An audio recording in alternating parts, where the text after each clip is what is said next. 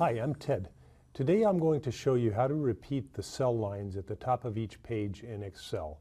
This is something that's very helpful to do when you have a long spreadsheet with many lines and you have some header lines at the top and you don't want to go through manually and make new header lines where each page break would appear. Instead, you want to be able to use the same header lines that just appear once on the spreadsheet, but then when you print it out, they appear at the top of each page. So I've got a spreadsheet set up here with just some made up financial data, and I'm going to show you the steps to do what I'm talking about. Now, it may be different depending on your particular computer and operating system. On this particular operating system on the Mac and this particular version of Excel, you go to the page setup menu.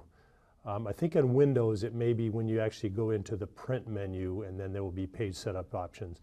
But what you want to look for is on this one, under the page setup option, you go to Sheet and you'll see print titles, rows to repeat at top and columns to repeat at left. So I'm just going to show you how to do it where the rows repeat on the top, but you can see that if you had many columns that would go onto different pages, you would do this similar thing there.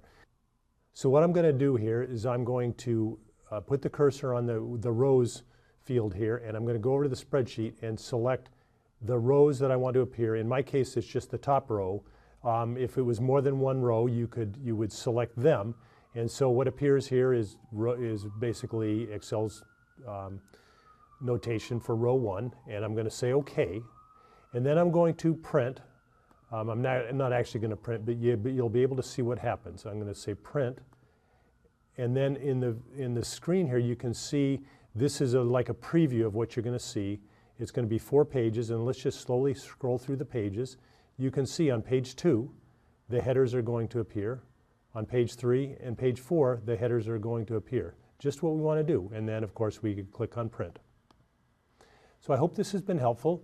I'm Ted, and today I showed you how to repeat the cell lines at the top of a page on each page in Excel. Thanks for watching.